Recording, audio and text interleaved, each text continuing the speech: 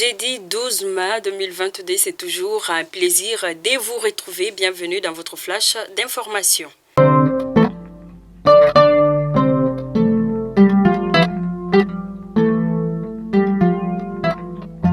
Un jeune réalisateur à la tête du Centre national des cinématographies, en effet, c'est Fousseini Maïga qui est désormais le nouveau directeur général du Centre national des cinématographies du Mali. Ce journaliste réalisateur a plusieurs films à son actif, notamment Bamako News, Le Voile Secret et la série TV Troisième œil, entre autres. En effet, Fousseini Maïga a été journaliste reporter au sein de l'ORTM. Il fut chargé des missions au ministère de l'équipement des transports, entre autres. Ainsi, nous souhaitons bon vent au nouveau directeur de la CNSM. Un véhicule des FAMA en patrouille dans les secteurs des Djenné a sauté sur un engin explosif improvisé. C'était ce matin aux environs de 8h54, faisant 4 morts et 1 blessé. Côté FAMA, l'état-major général des armées présente ses condoléances aux compagnons d'armes et familles des victimes et souhaite prompt rétablissement aux blessés. Notre pays réceptionne ce jeudi 4 millions de litres d'hydrocarbures. Les camions-citernes en provenance de la République serre de Guinée franchiront le poste frontalier des Kouré-Malais aux alentours des 10 heures. Opération et appel à mobilisation pour la sortie patriotique des défenses des FAMA prévue pour les 13 mai au boulevard de l'Indépendance, c'est-à-dire demain vendredi. Jean-Yves Le Drian et son fils Thomas sont convoqués le 20 juin prochain par un juge d'instruction malien pour des faits présumés atteintes au bien public et aux autres infractions aux dépens de l'État du Mali.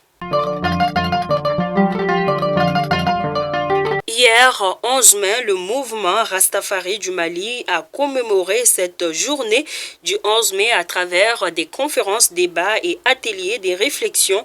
En effet, le 11 mai est aussi l'occasion pour les Rastamènes de se souvenir et de remémorer le combat de Bob Marley. Ainsi, nous souhaitons encore une fois bonne fête à toutes les Rastaman. One love, one peace. La Société de l'énergie Mali, EDM SA, sera restructurée à hauteur de 2300 milliards de francs CFA d'ici 2026. Le plan de restructuration a été annoncé par le ministre de l'Économie et des Finances. L'ASCOMAN souhaite sa mise en œuvre immédiate.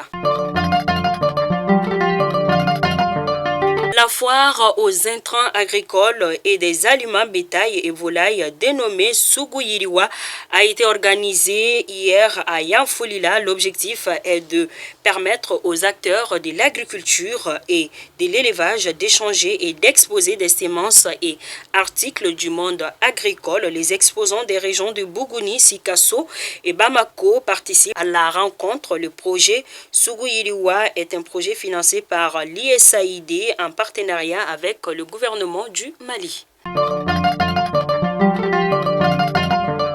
À présent, les actualités hors de nos frontières. Au Togo, l'armée togolaise visée dans une violente attaque des groupes armés. Un renfort a été dépêché et a été elle aussi victime d'une embuscade qui aurait fait une dizaine de morts côté forces de défense et de sécurité du Togo et des blessés selon les informations.